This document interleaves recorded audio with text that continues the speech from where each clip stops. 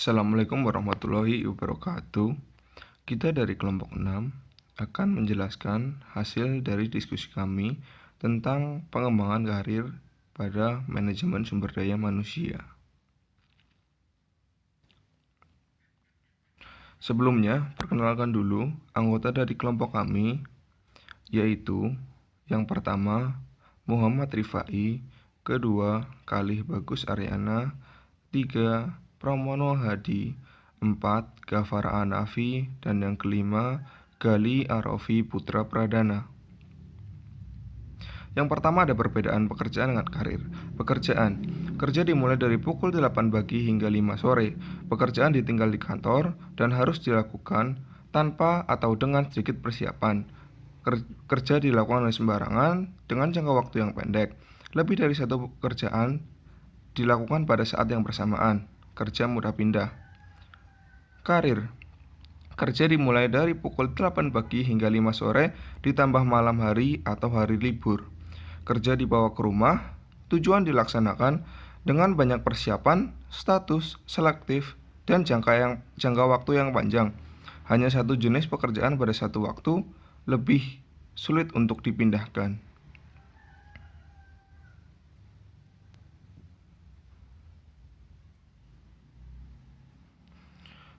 Pengembangan karir menurut beberapa ahli. Faisal Rifai. Pengembangan karir adalah proses peningkatan kemampuan kerja individu yang dicapai dalam rangka mencapai karir yang diinginkan. Tehani Handoko. Peningkatan pribadi yang dilakukan seseorang untuk mencapai suatu rencana karir. Maka dapat diambil kesimpulan, pengembangan karir adalah suatu proses dalam peningkatan dan penambahan kemampuan seseorang karyawan yang dilakukan secara formal dan berkelanjutan untuk mencapai sasaran dan tujuan karirnya.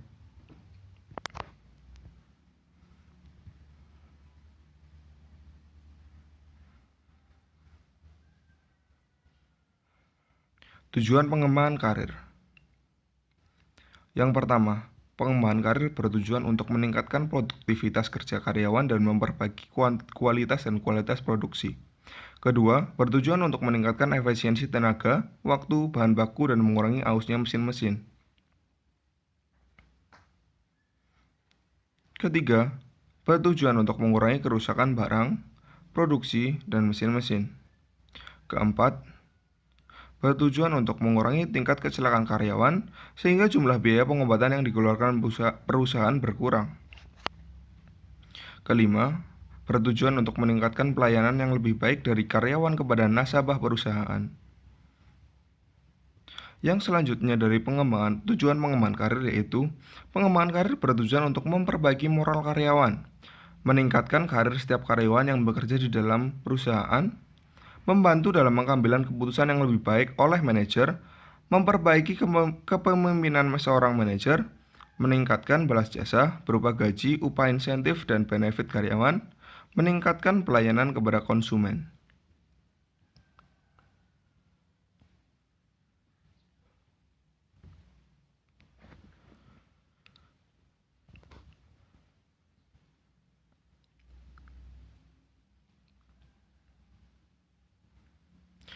Menurut Bambang Wahyudi, langkah-langkah pengembangan karir terdiri dari 7 langkah, yaitu yang pertama, yang harus dilakukan dalam pengembangan karir adalah memahami struktur karir yang akan ditetapkan. Struktur karir yang tersebut meliputi tingkat tanggung jawab, kemampuan, pengalaman yang dibutuhkan, termasuk alternatif jenjang karir yang dimungkinkan pada bidang profesi yang bersangkutan.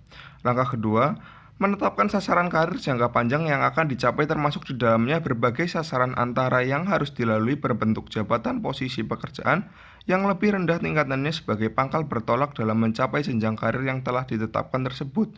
Ketiga, menentukan posisi kerja yang bersangkutan pada saat ini di dalam kaitannya dengan sasaran karir jangka panjang di atas. Hal ini penting diketahui untuk memahami tingkat tanggung jawab, kemampuan, pengalaman, dan tingkat balas jasa yang diterima saat ini sebagai dasar untuk langkah selanjutnya.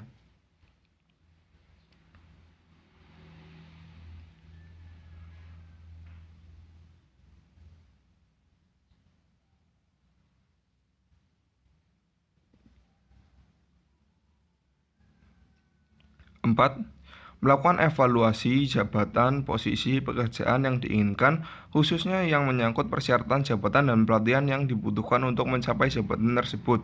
5. Menyusun rencana tindakan yang harus dilakukan guna mencapai sasaran yang telah ditetapkan. 6. Melakukan evaluasi terhadap langkah yang telah dilakukan. Secara teratur harus dilakukan pengecekan hasil yang telah dicapai sekarang dengan hasil yang ingin diwujudkan, sehingga kemungkinan ditentukannya penyimpangan dari rencana yang mungkin terjadi. Ketujuh, melakukan tindakan koreksi terhadap berbagai penyimpangan yang telah terjadi, sehingga rencana dapat berjalan sebagaimana mestinya. Ada atau tidaknya tindakan koreksi merupakan umpan balik dari langkah pertama yang dilakukan dalam rencana jenjang karir.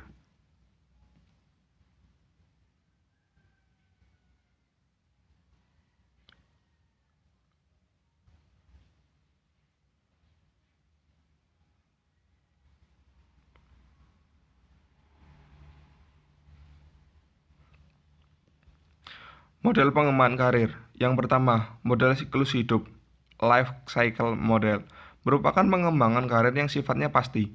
Seseorang akan berpindah pekerjaannya melalui perbedaan tahap karir. Dalam model ini, peran organisasi sangat besar dalam menentukan karir seseorang. 2. Model berbasis organisasi, yaitu model pengembangan yang menjelaskan bahwa karir seseorang akan melalui tahapan-tahapan karir. Tetapi di dalam model ini juga dijelaskan bahwa dalam proses pengembangan karir ada proses pembelajaran bagi karyawan untuk memiliki jalur karir yang pasti. 3. Model pola terarah. Dalam model ini, karyawan dibimbing atau diarahkan untuk membuat keputusan sendiri mengenai seberapa cepat mereka menginginkan kemajuan dalam karir mereka.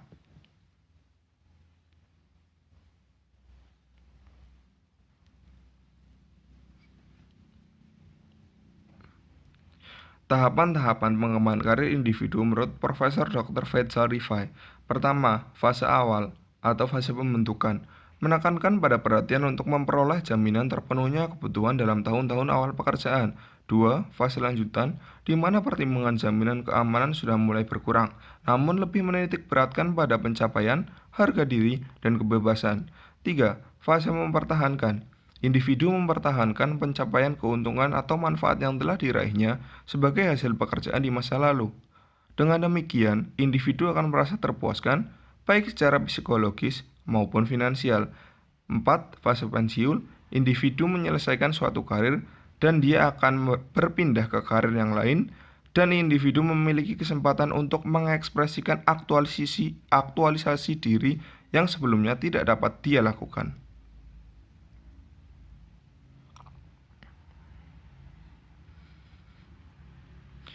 8 tipe kepribadian seorang dalam memilih karir. Yang pertama, manajerial, mengutamakan aspek manajemen, perluasan pengaruh di organisasi, dan berusaha mencapai top manajemen. 2. Teknikal, mengutamakan aspek bidang pekerjaannya atau profesionalitas. 3. Kreativitas, mengutamakan aspek menciptakan hal-hal baru atau memodifikasi sesuatu yang sudah ada. 4. Rasa aman, mengutamakan aspek keamanan atau steady state. 5. Otonomi, mengutamakan aspek kebebasan di mana tidak mau terikat pada suatu organisasi tertentu. 6. Sosial, mengutamakan aspek sosial. 7. Identitas, mengutamakan aspek status. Dan 8. Keberagaman, mengutamakan aspek keberagaman tugas.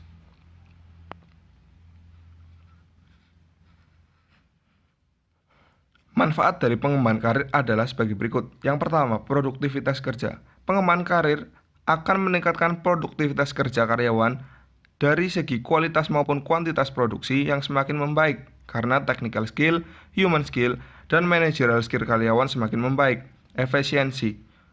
Dengan adanya pengembangan karir, maka akan meningkatkan efisiensi tenaga, waktu, bahan baku, dan mengurangi ausnya mesin-mesin.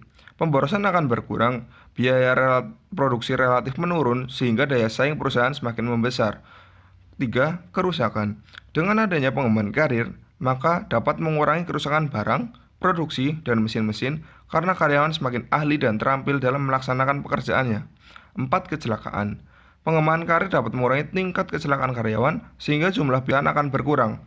5. Pelayanan. Pengembangan karir dapat meningkatkan pelayanan yang lebih baik dari karyawan kepada nasabah-nasabah karena pemberian pelayanan yang baik merupakan daya tarik yang sangat penting bagi rekanan-rekanan perusahaan bersangkutan. 6. Moral. Pengembangan karir Pengembangan moral karyawan akan lebih baik karena keahlian dan keterampilannya sesuai dengan pekerjaannya, sehingga mereka antusias untuk menyelesaikan pekerjaannya dengan baik. 7. Karir. Dengan adanya pengembangan karir, kesempatan meningkatkan karir karyawan semakin besar, karena keahlian, keterampilan, dan prestasi kerjanya semakin baik. Promosi ilmiah biasanya didasarkan kepada keahlian dan prestasi kerja seseorang.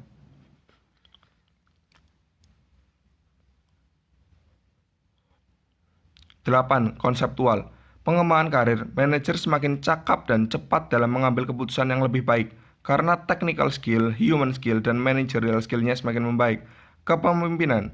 Dengan adanya pengembangan karir, kepemimpinan seorang manajer akan semakin baik. Human relasinya semakin luas, motivasi terarah sehingga pembinaan kerjasama vertikal dan horizontal semakin harmonis. Balas jasa.